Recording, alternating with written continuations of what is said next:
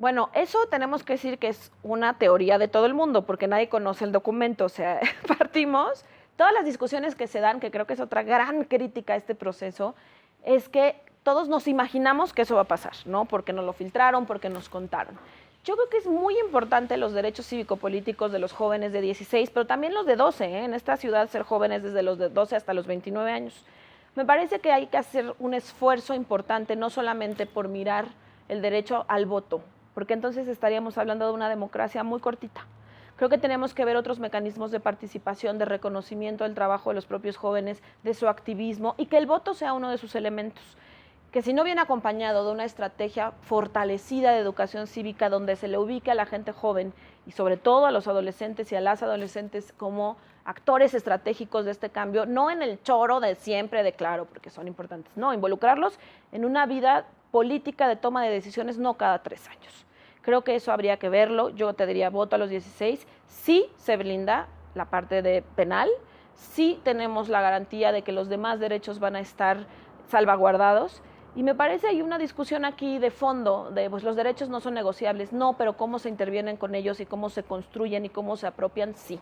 Entonces yo diría sí a una iniciativa de voto a los 16, por supuesto, siempre acompañada con las y los beneficiarios de esto, que son los de 16 y 17 años, de tal manera que estas jóvenes y estos jóvenes hagan suyo este proceso desde el día 1 y no venga una persona adulta, en lo general, desde un escritorio, a darles bondadosamente ese derecho.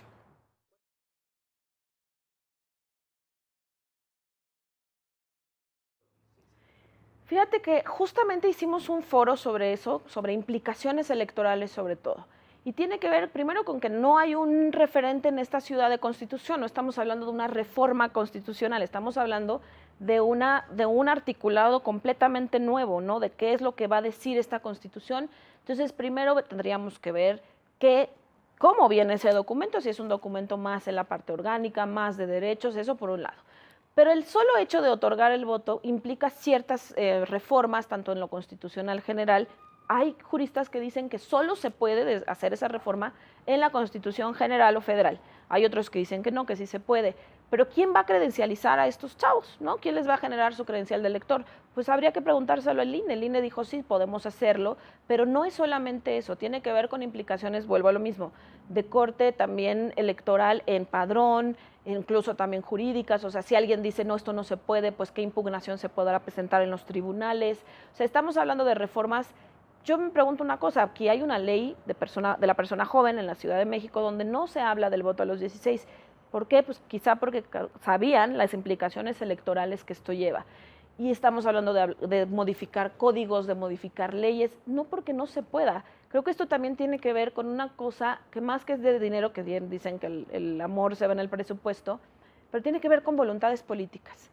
Y vivimos en una ciudad que tiene un instituto de la juventud que funciona, que hace cosas, siempre hay mejores y se pueden hacer más, pero bueno, hace esfuerzos importantes, hay una ley de la persona joven, pero ¿cuánta voluntad política tenemos en materia de juventud cuando seguimos viendo que los jóvenes son considerados como actores secundarios? No sé si me explique, o sea, son siempre sujetos de atención, de mirarlos, pero de pocos proyectos a su favor. Entonces creo que esta modificación de los 16 años tendrá que mover muchas otras voluntades políticas y que si esta ciudad, como siempre ha sido vanguardia en derechos, ¿no? La interrupción legal del embarazo, el matrimonio igualitario, pues si esta también sería una de esas propuestas que vayan en el sentido de generar nuevos marcos de derecho, bienvenidos sean, pero no se nos olvide que eso no es buenas voluntades de quien lo propone.